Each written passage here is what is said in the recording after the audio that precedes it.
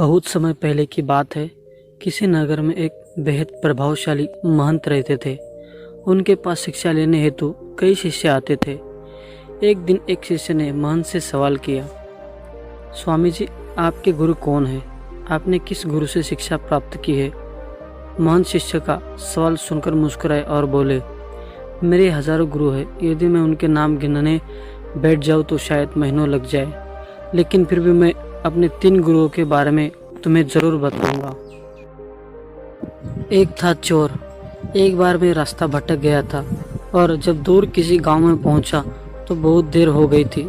सब दुकानें और घर बंद हो चुके थे, लेकिन आखिरकार मुझे एक आदमी मिला जो एक दीवार में सेंध लगाने की कोशिश कर रहा था। मैंने उससे पूछा कि मैं कहाँ ठहर सकता हूँ, तो वह बोला कि आधी रात हो गया, इस समय आपको कहीं आसरा मिलना बहुत मुश्किल होगा, लेकिन आप चाहे तो मेरे साथ ठहर सकते हो। मैं एक चोर हूँ और अगर एक चोर के साथ रहने में आपको कोई परेशानी नहीं होगी तो आप मेरे साथ रह सकते हो।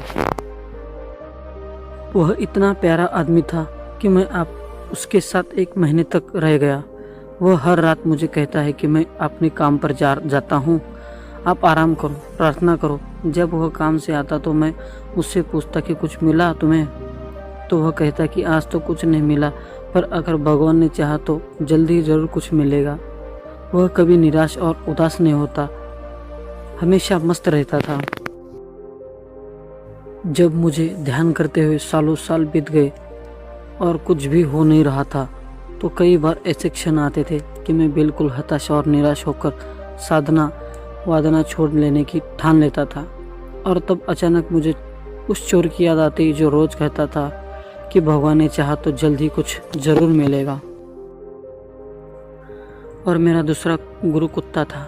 एक बहुत गर्मी वाले दिन में बहुत प्यासा था और पानी की तलाश में घूम रहा था कि एक कुत्ता दौड़ता हुआ आया।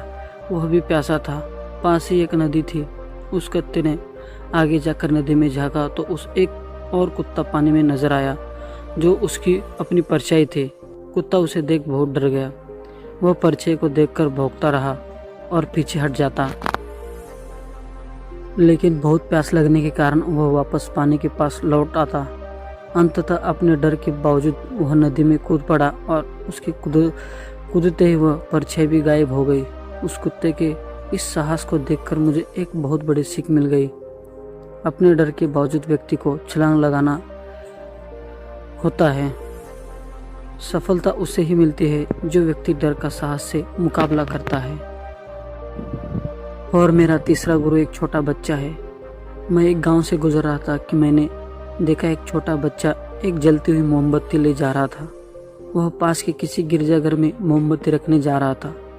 मजाक में मैं ही उससे पूछा कि क्या यह मोमबत्ती तुमने जलाई है? वह बोला, जी मैंने ही जलाई है। तो मैंने उससे कहा कि एक क्षण था जब वह मोमबत्ती बुझी हुई और फिर एक क्षण आया जब वह मोमबत्ती जल गई। क्या तुम मुझे वह स्रोत दिखा सकते हो जहां से वह ज्योति आई? वह बच्चा हंसा और मोमबत्ती को फूंक मारकर बुझाते हुए बोला, अब आपने ज्योति को जाते हुए देखा है? कहाँ गई वह? आप ही मुझे बताइए। मेरा अहंकार चकनाचूर हो गया। मेरा ज्ञान जाता रहा और उस क्षण मुझे अपनी ही मूर्खता का एहसास हुआ। तब से मैंने कोरे ज्ञान से हाथ धो लिए। मित्रों, शिष्य होने का अर्थ क्या है? शिष्य होने का अर्थ है पूरे अस्तित्व के प्रति खुले होना, हर समय हर ओर से सीखने को तैयार रहना। जीवन का हर क्षण हमें कुछ न कुछ सीखने का मौका देता है। हमें जीवन में हमेशा शिष्य बनकर अच्छी बातों को सीखते रहना चाहिए। यह जीवन हमें आए दिन किसी न किसी रूप में किसी गुरु से मिलाता है। यह हम पर निर्भर करता है कि क्या हम उस महंत की तरह एक शिष्य बनकर उस गुरु से मिलने वाली शिक्षा को ग्रहण कर पा रहे कि नहीं। दोस्तों, वीडियो अच्छा लगे तो लाइक और सब्सक्राइब कर दीजिए।